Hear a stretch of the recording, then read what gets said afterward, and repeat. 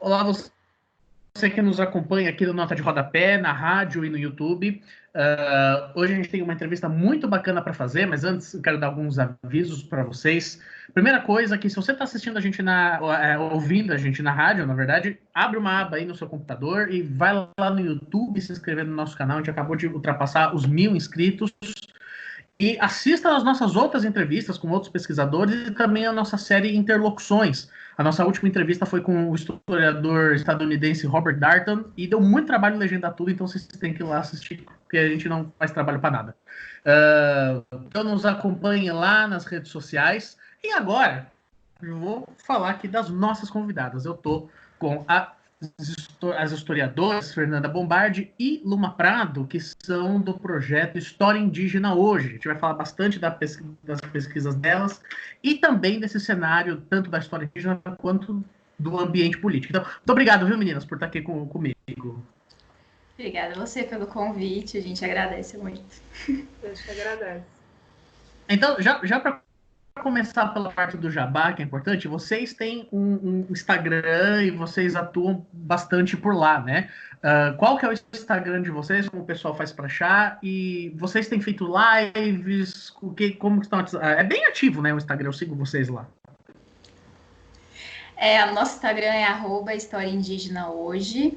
E a gente costuma postar 2 conteúdos por semana, ou texto ou live.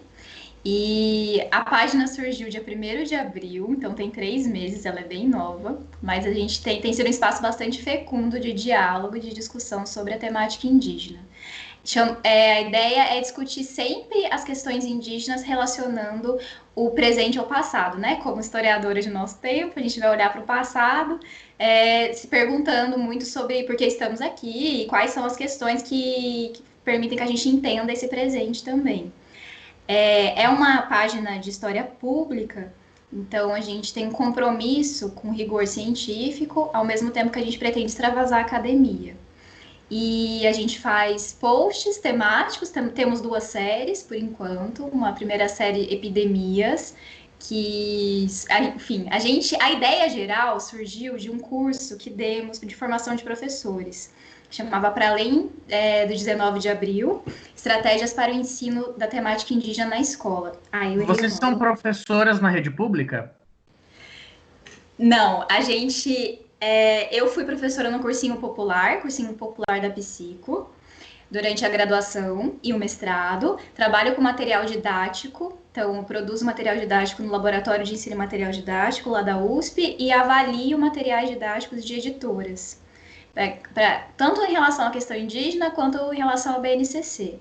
E já dei aula no ensino básico, mas em escola particular, ensino privado aqui em São Paulo. Eu tenho graduação na UFPA, eu acho que, não sei, tá? Posso fazer a apresentação? Eu tenho graduação em História na Universidade Federal do Pará, né? Sou de Belém, e mestrado em História Social na USP, e agora faço doutorado também em História Social aqui na USP. Eu trabalhei na rede municipal de ensino, aqui no município de São Paulo, e na rede estadual de ensino público do estado do Pará. Além disso, trabalhei com o programa de formação de professores na Universidade Federal do Oeste do Pará, como professora colaboradora, e trabalho com história indígena, a temática da história indígena, desde o meu 2º ano de graduação, em 2008, né? E desde então venho trabalhando com essa questão e atualmente só me dedico ao doutorado mesmo. E a página. Só se dedica ao doutorado, não, já é coisa pra caramba. Bom, já aproveitando que você deu essa deixa, então, Fernanda, fala do que você tem pesquisado agora. Você teve uma passagem pela Universidade Pablo de Olavide, certo? Isso. Exato. Eu trabalho com descimentos indígenas desde a graduação, a prática de descimentos indígenas, que era a política, né, de negociação com as populações indígenas para que elas saíssem dos seus territórios, né, originais e migrassem para os aldeamentos missionários, né, na Amazônia colonial. Então, eu trabalho com isso desde a graduação, trabalhei no mestrado e agora no doutorado eu faço um estudo comparado entre o que a gente chama de descimentos indígenas aqui na América de colonização portuguesa e as reducciones, que são o correlato dos descimentos indígenas na América Espanhola, né? E agora no doutorado fiz um estágio de pesquisa na Espanha e na Itália, vinculado à Universidade Pablo de Olavide, que é uma universidade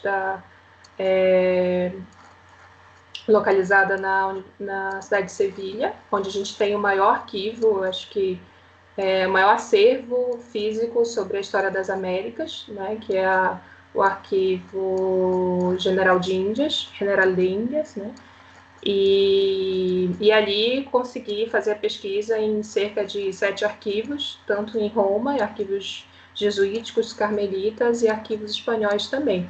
Mas já havia feito várias pesquisas também no estágio que eu fiz em Portugal, na Universidade de Évora.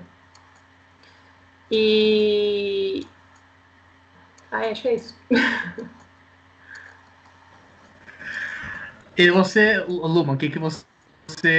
Você terminou a pesquisa do mestrado há pouco tempo, imagino o caminhão que você tirou das costas.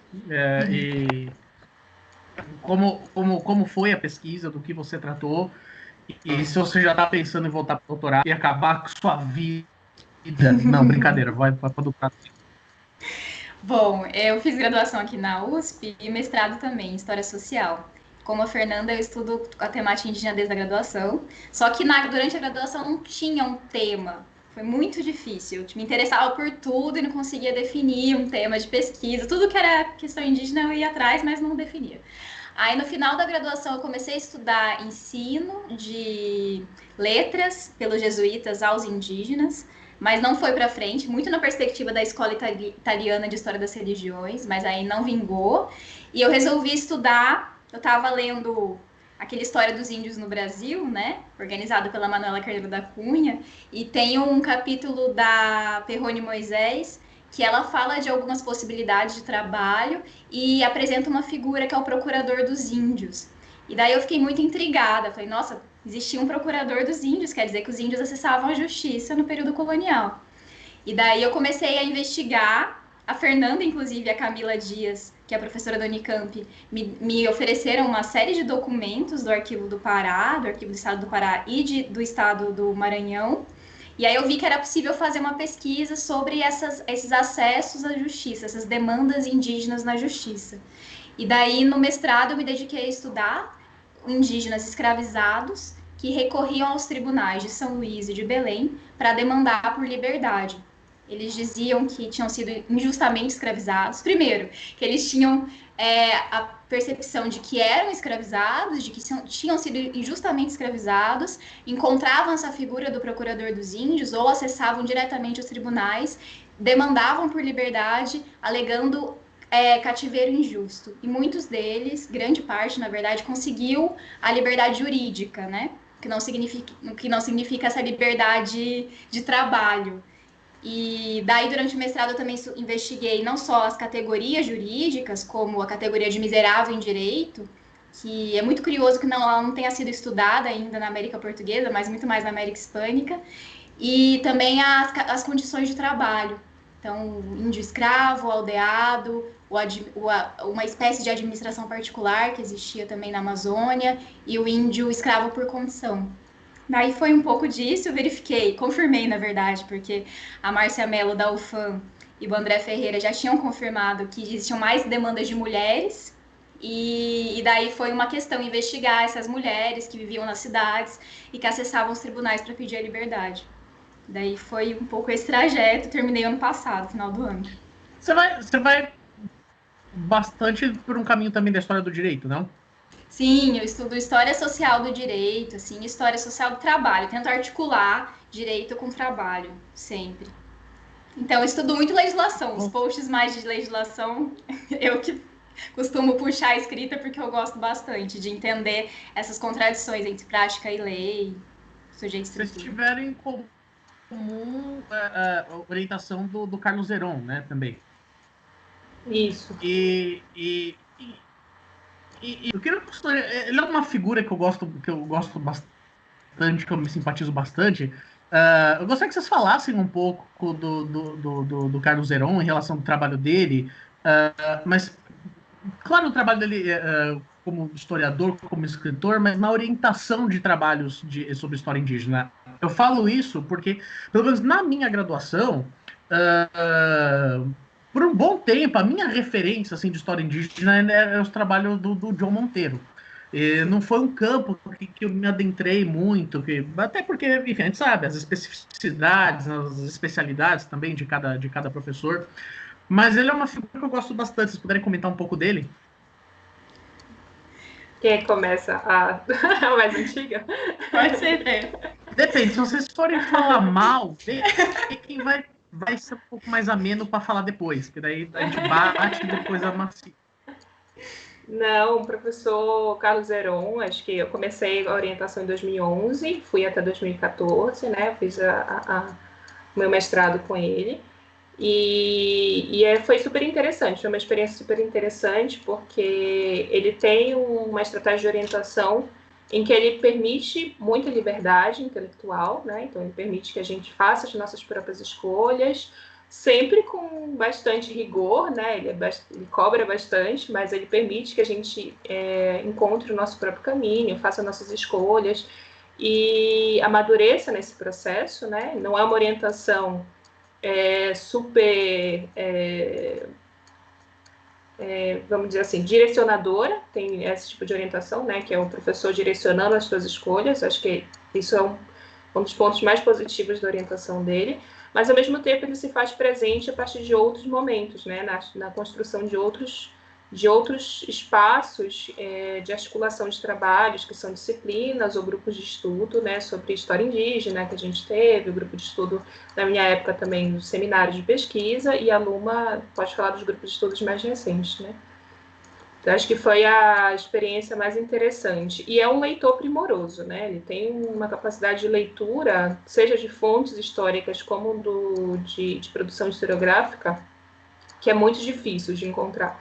Então, sempre foi um leitor muito atento dos nossos trabalhos e bastante rigoroso também. Como todo mundo sabe, né? Não é novidade. Assim, essa fama dele, ele não é uma pessoa muito fácil de ser agradada mesmo, não. Mas quando ele reconhece o trabalho, ele é bem generoso também, tece elogios, é uma coisa muito válida.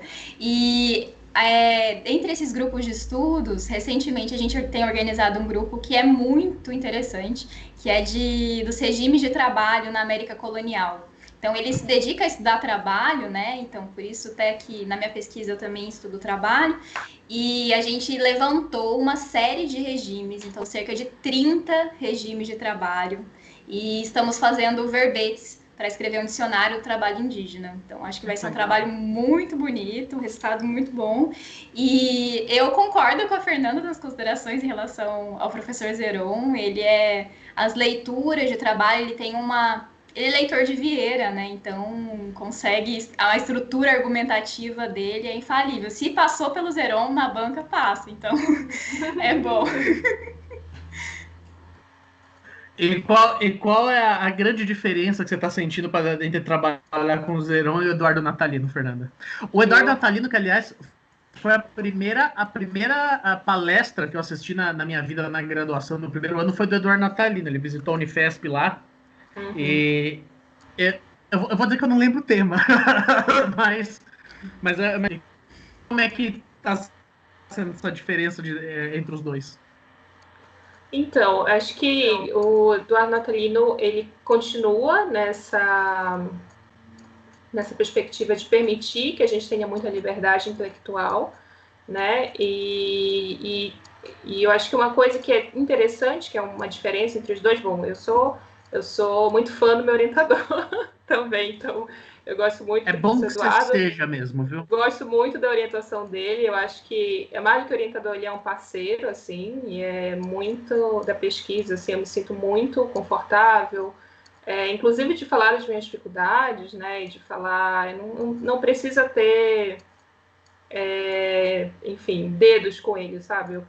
Professor, aqui eu consegui avançar muito, mas aqui agora nesse momento eu não consigo, né? Enfim, e esse diálogo é muito produtivo, é muito interessante. Acho que ele, nesse sentido da liberdade das escolhas, ele é muito presente, e eu acho também que, por ele ser da história indígena, ele entende algumas particularidades da pesquisa em história indígena, que o Zeron é mais cri-cri, sabe? Eu acho que o Zeron busca muito mais a gente conseguir enxergar as coisas e comprovar a partir das fontes, e o natalino permite que a leitura de interdisciplinar... Não, os dois permitem, na verdade, mas eu sinto um pouco mais de liberdade em relação à interdisciplinaridade com o natalino. Na verdade, até um estímulo enfim, ousar mais nas análises, né? Das fontes que a gente tem acesso.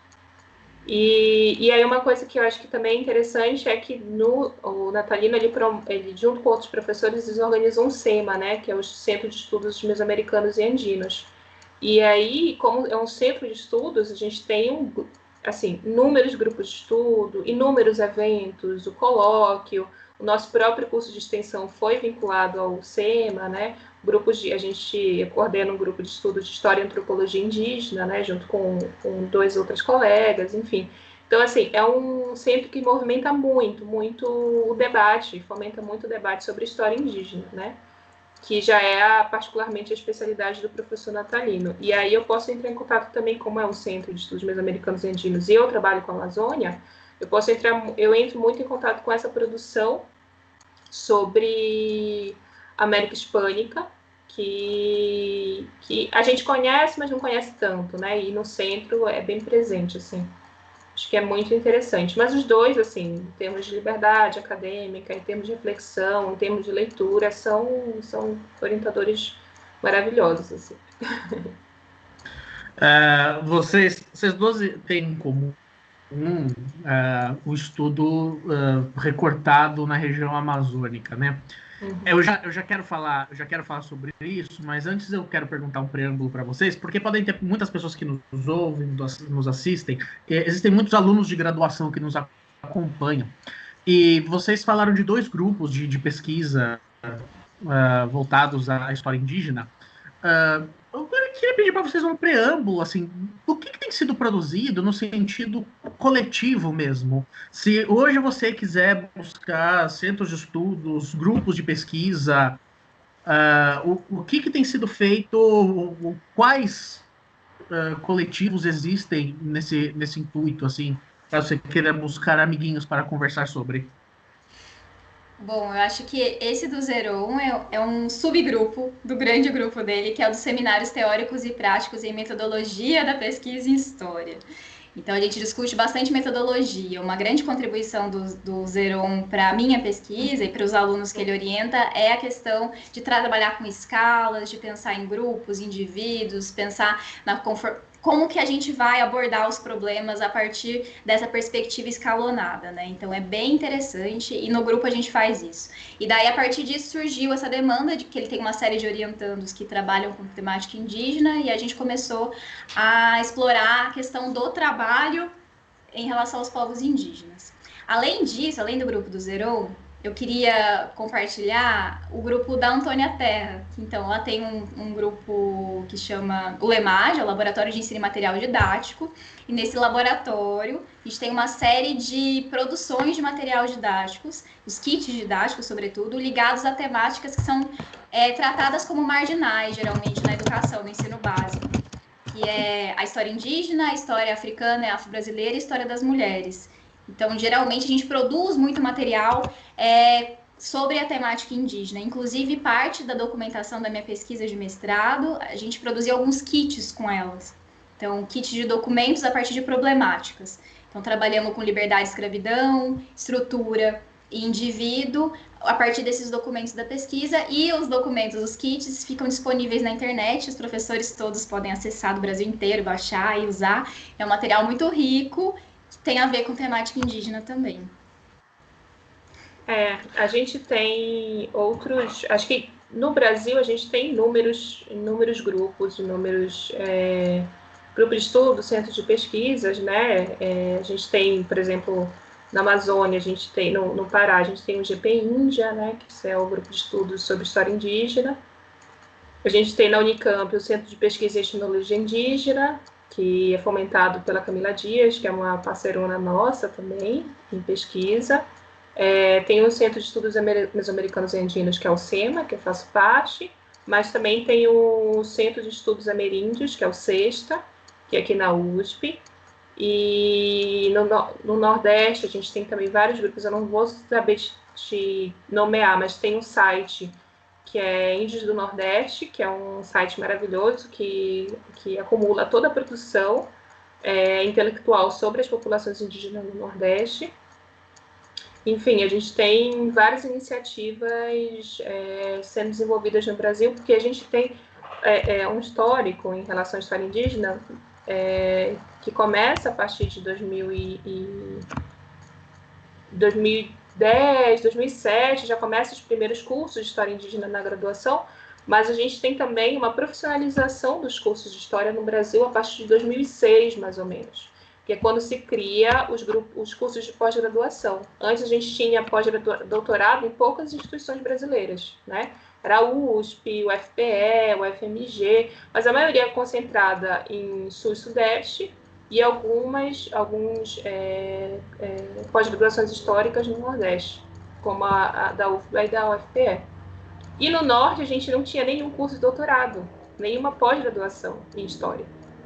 A primeira turma de doutorado no Norte começou em 2009, né, que foi a turma da pós-graduação da UFPA. Então, também a gente tem uma história de produção intelectual sobre história indígena muito recente, porque a gente tem uma especialização sobre história indígena muito recente também. E aí esses grupos foram criados a partir desse momento. Então, se vocês conseguirem, em todas as regiões tem grupos de pesquisa, tem centros de estudos, enfim, esse campo de estudo está se expandindo muito ultimamente. E aí eu só queria fazer um comentário complementar para pensar como é recente mesmo a produção historiográfica em relação aos povos indígenas a mais crítica, né? Porque o História dos Índios no Brasil, que é um marco dessa produção, é de 1992, Negros da Terra é de 94. Então tem um pouco mais de... nem um pouco mais, tem menos de 30 anos. E ela surgiu muito por demandas do movimento social, né? Então a gente tem todo esse movimento da Constituinte em 87 e os povos indígenas e o movimento indigenista se organizando, e aí tem três frentes de atuação: a saúde indígena, o direito e a educação.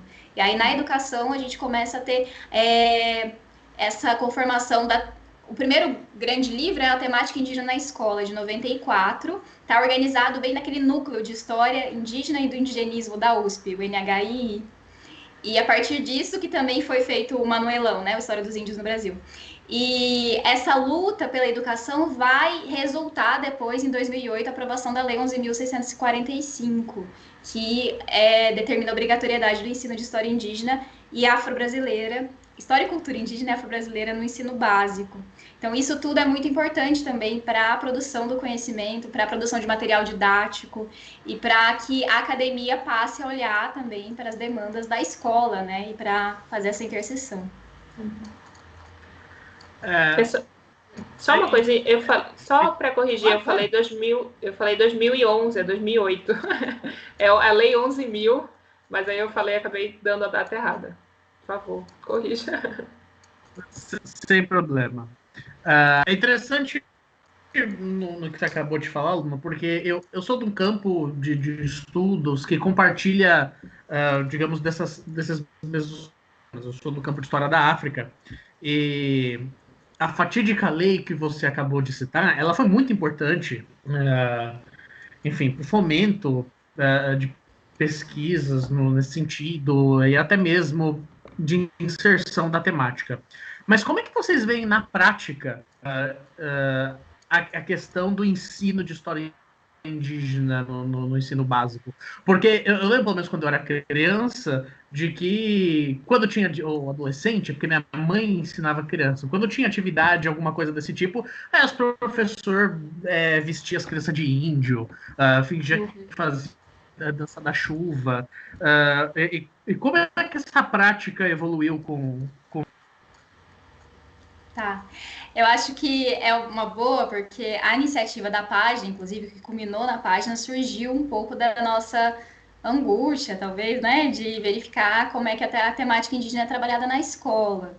Então, tem alguns grandes problemas, eu acho. Um deles é a questão da formação. Vários professores que atuam no ensino básico, eles não tiveram contato com a questão indígena em sua formação. Então, é preciso esses cursos de formação continuada. E tem alguns estereótipos, representações em relação aos povos indígenas que são muito alimentados pelo ensino, né? Como esse caráter homogeneizador. Então, você diz que todos os povos indígenas é o índio. Os índios, às vezes, eles são representados de uma maneira ahistórica. Então, ou ele está lá no passado, ele é visto lá naquele momento inicial da colonização, ou então hoje, aí tem um buraco enorme no meio disso tudo. Então, partilhando dessas angústias, eu e Fernanda resolvemos propor um curso, que é o curso de extensão, e demos a primeira edição. Esse curso de extensão pretendia trabalhar com a temática indígena desde o período pré-colonial até os dias de hoje. Então, mostrando essa presença indígena, essa constante de que é impossível trabalhar a história do Brasil sem considerar os povos indígenas, é muito necessário considerá-los. E daí a gente propôs uma segunda edição, que ia ser em abril. Só que aconteceu a pandemia. E aí, por conta da pandemia, o curso foi suspenso. E resolvemos atuar, então, no meio digital, no mundo digital, e criamos a página, criamos o projeto História Indígena Hoje. Então, tem tudo a ver com esse contexto, né? E acho que é uma tentativa de intervenção, né? Claro. Tem um outro ponto, acho que um outro caráter, quando a gente faz uma pesquisa com esse tipo de temática, mais jovem, pelo menos você está me falando dos anos 90 para cá, que cada vez mais e mais a gente acaba lidando com identidades, não tem como a gente fugir, também não tem por que a gente fugir disso, né, nesse ponto. E quando a gente está falando de identidades, recentemente a gente teve uma conversa muito bacana com o James Green aqui, e uma das coisas que a gente conversou foi bastante, ok, mas pesquisar os homossexuais, a vida dos homossexuais, os personagens, as temáticas LGBT, pesquisar isso afeta a vida do LGBT, vai chegar na comunidade LGBT, aquela velha discussão que a gente tem na academia, sabe? Estudar a favela vai ajudar de alguma forma a vida dentro da favela? E eu acho que essa é uma temática bacana para a gente estender aqui.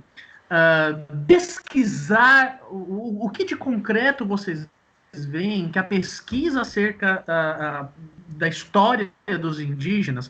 Eu estou sendo muito específico sobre pesquisa da história, porque a antropologia faz isso faz tempo. O Levi-Strauss estava já fazendo pesquisa muito antes da história começar a incentivar esse tipo. Mas, de fato, vocês veem de concreto, de pesquisa tem contribuído, seja no debate público, ou seja em ações menos subjetivas, não que o debate público seja subjetivo, mas em comparação a outras atitudes ele acaba sendo. Como é que vocês veem essa evolução nos últimos anos, vocês que estão em bastante contato com isso? Eu acho que às vezes quando a gente pensa nas populações indígenas, a grande imagem que a gente tem sobre esses povos é a da historicidade, da homogeneidade, né? E a historicidade é um dos aspectos fundamentais para a desumanização dos povos indígenas, né? Então, eles são vistos como seres imutáveis ou povos primitivos que estão naquele estágio original, né? Original no sentido de que não se transformaram em 500 anos, e se transformam, deixam de ser indígenas e, portanto, deixam de perdem os direitos dos povos indígenas, né? Atribuídos aos povos indígenas. Então, acho que a primeira coisa que uma pesquisa acadêmica faz, no nosso caso, produzida por não índios, né? É justamente complexificar essa realidade e trazer esse indígena quanto agente histórico, de apresentá-lo enquanto agente histórico. Então, quando a gente apresenta esse indígena e quebra essa narrativa única e transforma uma narrativa muito plural, diversas possibilidades, a gente consegue fazer com que a sociedade repense também sobre os povos indígenas no presente, né? Então, quando a gente atribui historicidade aos povos indígenas, quando a gente atribui agência aos povos indígenas, a gente consegue quebrar muito dessa história, dessa narrativa única, dessa história única sobre os povos indígenas, né? Então, por exemplo, o trabalho da Luma, quando ela mostra que os indígenas estão reivindicando a sua liberdade, né, na justiça, ela tá, e é um trabalho que chama muita atenção de todo mundo que está fora do campo acadêmico, né? Que é um trabalho que mostra uma agência que não era imaginada, né? Indígenas, então, na justiça por sua liberdade, por pessoas que, enfim, não estão dentro do meio. E é justamente porque a gente consegue, a gente mageia nesses campos, né, na educação e na academia, a gente consegue ver que existe um distanciamento muito grande do que a gente produz, do que é claro para a gente, e do que não é claro para as outras pessoas, do grande público, né, na sociedade como um todo. O que para a gente, o indígena pedir para entrar na justiça pela sua liberdade, para a gente pode ser óbvio, para muita gente não é, né? No meu caso, eu trabalho com redes comerciais indígenas, né? E como essas redes comerciais vão se entrelaçar com as redes de interesse de colonização, né? E isso traz também uma complexidade para análise da demográfica dos povos indígenas e para, inclusive, repensar o que foi a catástrofe demográfica, né? Como é que a gente tem um pouco menos de 900 mil indígenas no presente, e a gente tinha milhões, né, e centenas, dezenas de milhões de indígenas no passado, e como essa transformação se deu, e o que significa isso para a gente pensar nas políticas públicas no presente, né? Por outro lado, também, a academia vem sendo um espaço cada vez mais apropriado pelos próprios indígenas, né? Então, a próxima live vai ser com a Márcia Moura, que a gente vai fazer, que é uma historiadora indígena, né? E a outra com um antropólogo indígena. Então, são espaços que estão se abrindo e estão sendo demandados pelos próprios indígenas para construir suas próprias narrativas, né?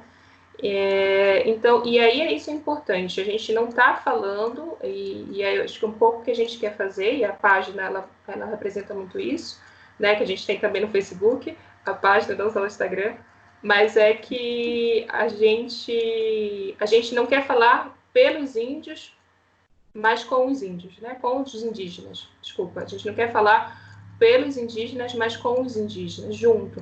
E a gente quer conectar esses saberes, que todos a gente possibilite, que essa interação possibilite a construção e a quebra desses estereótipos e a construção de novas versões sobre essas histórias dos povos indígenas.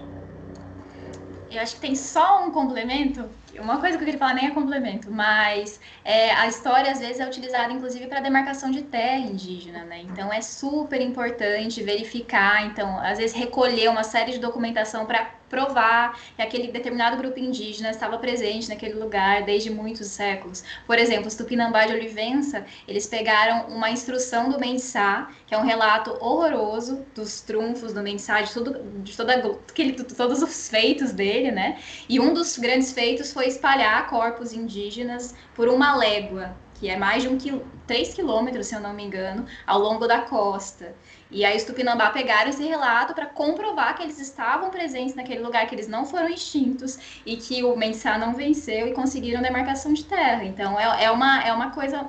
A história ela pode ser muito útil também, né? Pode ser instrumentalizada nesse sentido. E o trabalho com a documentação, essa nova história indígena que a gente diz, né? De olhar para os documentos numa perspectiva de leitura contra apelo, de investigar a presença indígena ali, é muito importante também para fornecer subsídios para esse tipo de ação que tem efeito no presente, né? Fernanda, você falou algo que me chamou a atenção, de que você citou duas pessoas, historiadora e antropólogo indígenas. Uhum. E como é que está sendo a inserção, e aí eu acho que a inserção não é uma palavra errada, dos indígenas também como pesquisadores? Assim, isso tem acontecido mais e mais vezes? Vocês têm nomes, assim, para nos indicar que a gente possa ir atrás de conhecer? Uhum. Não, claro, acho que acho que o André Baniwa não é formado academicamente, mas todos os, sei lá, a gente vai fazer 6 lives, dessas 6, 5 são indígenas acadêmicos, né? Existe uma inserção desses indígenas, ou uma presença desses indígenas cada vez maior nas universidades, principalmente por conta das políticas públicas, né, de acesso ao nível superior e à pós-graduação, em forma de cotas e outras políticas de permanência estudantil. E é interessante, que eu acho mais interessante desse processo todo, é que muitos desses indígenas ou dessas sociedades que vêm se integrando na universidade, elas vêm para transformar a universidade também. Elas vêm para propor a reformulação dos próprios paradigmas pelos quais a universidade se construiu, que são paradigmas europeus, obviamente. Então, assim, existem na UFOPA, por exemplo, turmas inteiras de educação intercultural indígena formada por um povo só. É uma turma inteira de pedagogia formada por um povo, e é uma reivindicação deles. A gente quer uma turma nossa que a gente construa junto com os professores, né? E, desculpa, não é da UFOPA, é da UEPA, mas, enfim, é no mesmo espaço de aula que a gente tinha. E a gente tem iniciativas como essas, e muitos pesquisadores que chegam como no caso do Almires, né? Ele chega na comunidade, tem um método de pesquisa, ele fala, não vou seguir, eu estou com a minha comunidade, eu tenho outras formas de registro ou de reflexão sobre a história oral, sobre a oralidade dessa comunidade, e eu vou usar os meus métodos, a minha forma de registro, que é ancestral. Então, isso força a academia a se repensar, a valorização da oralidade ao invés da escrita, que a academia é muito centrada ainda na escrita, né? Então, essa valorização de outros espaços em que a oralidade seja o centro da reflexão e da discussão, faz com que a universidade tenha que se repensar. Eu acho que as populações indígenas ganham se instrumentalizando com os conhecimentos da universidade, a universidade ganha muito se transformando a partir da intervenção indígena também. Com certeza. E a Franci Baniwa comentou um pouco disso na última live, porque ela faz antropologia, né? Faz doutorado no Museu Nacional. Então, ela disse pra gente, por exemplo, das dificuldades do aprendizado da língua também, né? Português como segunda língua. Então, tem esses outros desafios. E a questão da tradução. Como vários termos, como que se traduz experiências de vida, como que se produz, como se traduz conhecimento mesmo, produção de conhecimento dessas duas esferas, não indígena e a indígena. Eu quero avançar para a gente falar um pouco de política, mas essa pergunta me surgiu agora. Dentro dessa questão do idioma, e eu acho que o conhecimento, como é passado nas comunidades indígenas, qual que é a importância da oralidade para a tradição oral indígena para a pesquisa? O quanto que a tradição oral ela também vira fonte em que, pelo menos, patamar isso acaba acontecendo? Pelo menos o que eu entendi da pesquisa de vocês vão atrás de uma documentação que não é uma documentação, talvez um pouco mais no seu caso, mas não é uma documentação feita por indígenas, se eu posso assim dizer. Tem muita dessa documentação, ela é feita por administração europeia. Como é que se tem aparecido pesquisas que pelo menos vão na tradição oral ou numa documentação que é produzida pelos indígenas?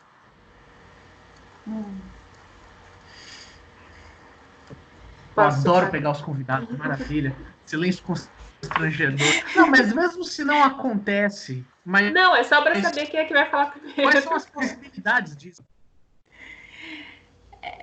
Eu acho que antes de responder isso, talvez a gente tem que pensar nos limites das fontes, né? Então, quando a gente vai tratar da questão indígena na colônia, ou de tratar da temática indígena, dos povos indígenas, através da documentação, vai ter essa lacuna intransponível mesmo, né? Porque, enfim, no relato, embora eu trate de petições, que muitas vezes foram petições orais, pedidos de indígenas orais, o registro que eu tenho é um registro documental, então... Enfim, inviabiliza muita coisa, né? Não dá para pensar em muita coisa. A imaginação histórica não atinge, né? Não consegue reconstituir esse tipo de coisa. Agora, acho que a Fer pode falar melhor da oralidade. Eu acho que tem muitos trabalhos que estão tratando da questão das histórias orais, né? Tem trabalhos sobre indígenas encarcerados, tem trabalhos sobre processos de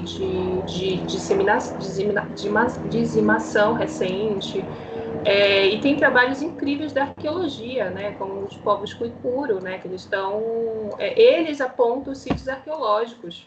Eles apontam na memória deles os territórios que eles estavam no século XVI. E eles estão entrando como coautores dos trabalhos acadêmicos, né? Então, essas memórias, se bem trabalhadas, elas são interessantíssimas. A questão é, a história tem uma dificuldade de trabalhar com essa relação na longa duração. Então, é uma dificuldade da história que a antropologia já não tem. E a gente não tem muitos instrumentais, a gente não tem muita metodologia para trabalhar com essas narrativas orais, fazendo reflexões sobre o passado mais longínquo, né? Mas tem experiências interessantes de projeções etnográficas, de trabalhos que trabalham com etnografias do presente para refletir sobre a colônia, né? Principalmente na América Hispânica. Então, por exemplo, você pega uma palavra em Quechua, né? E a palavra no presente talvez te ajude, o significado da palavra do presente talvez te ajude a entender o significado daquela palavra no século XVI e no século XVII. Então, assim, isso é possível ainda, mas eu acho que no nosso momento atual da história indígena, a gente ainda está caminhando para essas comparações na longa duração. Eu acho que os estudos do século XX usam narrativas orais, né, e sobre educação indígena, educação escolar indígena, de história indígena. Isso é fartamente utilizado, né, a gente tem várias frentes. No nosso caso da colônia, isso ainda está em desenvolvimento. É possível, mas ainda se faz muito pouco, né? Mas é possível, sim, a gente encaminhar para isso. Eu mesmo quero fazer isso. O Maiuru, né, é um dos povos que estão presentes nas minhas fontes coloniais, né? Porque aí tem um segundo problema, que muitas das nomenclaturas utilizadas para nomear as populações indígenas no século XVI, XVII, XVIII são completamente diferentes para nomear as do presente, mas, por coincidência, os Maiuruna mantiveram esse nome ao longo da sua história, mas não tem tempo hábil de fazer uma visita, um estudo de campo para incorporar isso na minha análise, né? Não cabe nisso no doutorado. Então, precisa de estudos também de projetos mais amplos que envolvam uma equipe. Porque um pesquisador isolado, eu acho que ele não consegue fazer isso. Porque a demanda sobre as fontes já é muito grande, né? Mas à medida que a gente for construindo equipes e projetos que cubram uma longa duração, que provavelmente já estão em curso, talvez a gente não tenha conhecimento, mas que isso já esteja sendo tocado Brasil adentro, né? Acho que isso vai ser bastante produtivo, sim. Só para a gente ver assim, e dar uma noção do quanto ainda tem campo para ser estudado, né? É uma área da história indígena muito grande, né? Enfim, acho que ainda tem muito campo na história que a gente acho que está ainda tirando o leite de pedra faz tanto tempo. Então, temas como a história indígena uma grande oportunidade para a gente descobrir sempre documentação e questões novas. Isso é muito bacana. Parabéns mesmo pelo trabalho de vocês. Agora, vindo um pouco mais para o campo da política, uma das questões mais que chamou mais atenção no sentido indígena no governo do Bolsonaro foram as mudanças na FUNAI. Eu queria que vocês comentassem basicamente Jonathan, teu na áudio vida dessas comunidades. Tá teu muito áudio tá ruim, cortando. meu áudio. Tá cortando um pouquinho, mas pode reformular. Tá, agora você está me ouvindo? Uhum. Reformulo.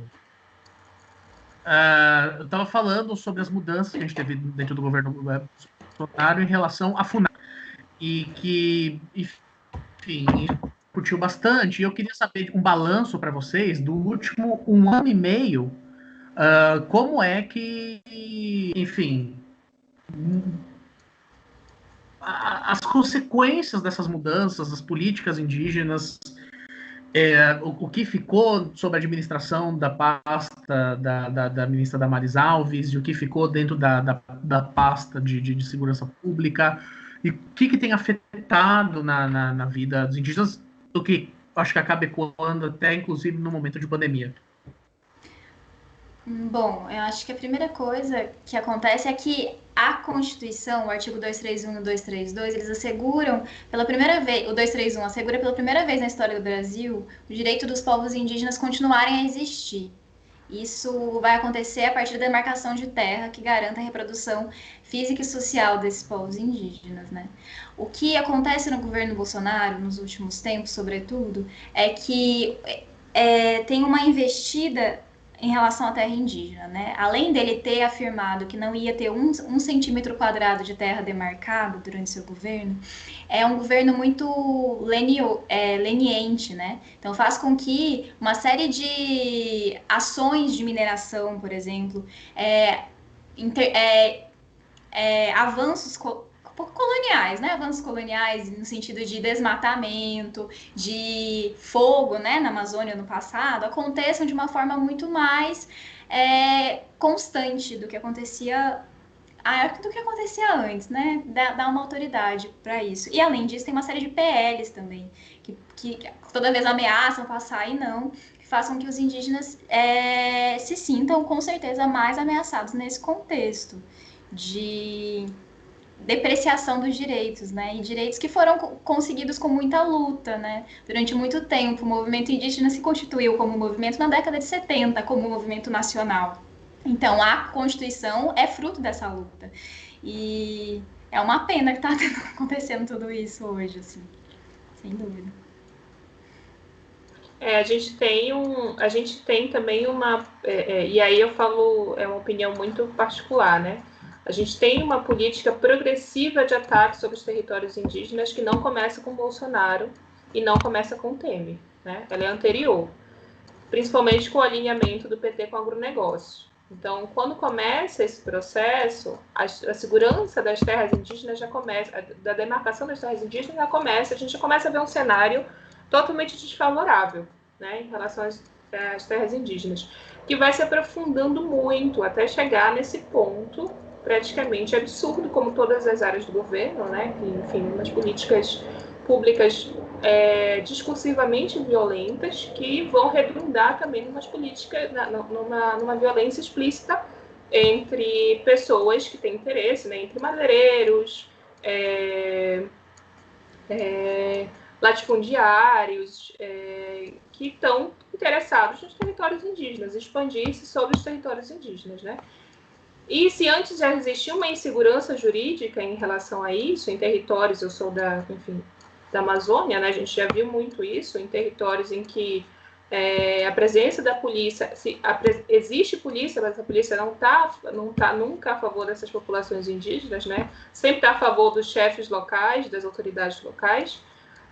Isso vai se intensificando muito mais, porque se antes tinha pelo menos uma consequência em termos de política federal, agora a gente, até nisso, a gente está dando um passo atrás, porque uma das estratégias de destruir os direitos indígenas é destruir as instituições propriamente que protegem esses direitos, né? Então, desarticula IBAMA, desarticula a FUNAI, desarticula o Ministério da Justiça, né? Tira a questão da FUNAI e coloca dentro da pasta de família e direitos humanos, que é meio, né, confuso, como assim isso migra para uma área que, ainda mais com pessoas que não parecem não ter noção da dimensão do que é a diversidade, a multiplicidade da questão indígena, né? Enfim, e aí esse processo se avança muito, muito mais. E é um processo que se vê na América Latina, não é só no Brasil, mas é um processo muito mais amplo. A gente fez uma live com Araui, que é um quechua do Equador, e ele faz uma leitura muito interessante sobre todo esse processo, né? Como ele foi progressivo, ele foi ameaçador, né? Sobre esses territórios, no caso do Equador, a situação é um pouco diferente, mas se parece em relação aos territórios amazônicos equatorianos. Enfim, a gente vê um processo de expansão do capital sobre os territórios indígenas, que vem desde um projeto desenvolvimentista até um projeto neoliberal, e que está presente aí e só se aprofundando, né? Só que, em contrapartida, hoje em dia, se a gente tem alguma coisa positiva disso tudo, é um aumento da visibilidade da questão indígena, né? Se antes está um pouco... O apoio de não indígenas estava muito recuado, hoje em dia a gente vê uma articulação muito mais forte de setores que estavam distantes da causa indígena e que agora voltaram a se reaproximar dela, né? Então, não sei, eu olho o copo meio cheio e tendo a ver que as indígenas só estão resistindo a todo esse processo, né? Porque justamente a gente está no momento em que o inimigo é mais claro, né? O inimigo é mais claro. Quem a gente tem que lutar e como a gente tem que articular essa luta contra esse inimigo é muito mais claro, muito mais objetivo do que talvez no passado, né? Então, acho que a gente tem a avançar, não só recuar, porque acho que o movimento indígena está recuando, né? Mas eu acho que dá para a gente propor e reinventar movimentos também, né? Sim, e essa tomada de fôlego desses 30 anos, assim, eu acho que garantiram uma articulação muito grande, né, dos movimentos indígenas todos. Então, tem uma série de federações, tem a FOIRN, por exemplo, mas também tem uma série de organizações a nível nacional, inclusive, para fazer frente a essas ameaças todas, né? E contam com os apoiadores, né, os indigenistas também, que têm atuado cada vez mais. Bom, vocês estão fazendo uma série de lives, eu queria entender, assim, dessas conversas que vocês estão tendo, reflexos de como as comunidades indígenas elas têm lidado com o Covid-19. Enfim, se existem políticas públicas específicas para as comunidades indígenas, ou quais são as dificuldades, se maiores, menores, para lidar com esse momento de pandemia para eles. Quer falar, Luma? Sim. Acho que as lives, elas surgiram muito na perspectiva, primeiro, da gente pensar a página como espaço de debate, né, de construção coletiva, então é uma oportunidade dos indígenas falarem, né, da gente abrir esse espaço e dialogar com eles e construir esse conhecimento junto. E daí, por conta desse contexto de pandemia, sempre um dos pontos que a gente discute é a Covid-19, como ela atinge as diversas realidades indígenas. Então, uma coisa é atingir o Vale do Javari, que é uma região com povos de recente contato da década de 70, com povos ainda em isolamento voluntário, que se recusam a se relacionar com os não indígenas e que não há estruturas de hospital perto, próximo e, enfim, a alternativa deles, a estratégia deles tem sido, inclusive, recuar de ir para os sítios mais para o interior, para não ter contato mesmo com as mercadorias também que chegam contaminadas, né? Enquanto outros povos, como os povos do Alto Rio Negro, eles, por terem uma organização de base muito estruturada, se valem dela e das parcerias para conseguir fomentar uma política de combate local, uma vez que o Estado mesmo não oferece esse tipo de estrutura, né? Então, eles se organizam e aí chamam parceiros, e inclusive Médicos Sem Fronteiras, para atuar ali e conseguir amenizar os riscos, né? E uma das alternativas que grande parte dos grupos tem feito é fomentar campanhas para que eles consigam não ficar se movimentando, se deslocando das aldeias, né, dos sítios e aldeias, para as áreas de maior fluxo, sobretudo no norte, que tem muito pouca estrutura hospitalar, né, em comparação com as demandas, e muito localizadas nas capitais. Então é importante que estimular essa doação de fundos para que eles não precisem fazer esses deslocamentos. Então acho que isso é uma coisa que acontece bastante. Bom, gente, infelizmente, eu vou ter que chegar ao fim dessa conversa. Infelizmente mesmo, fico bastante chateado de ter que terminar.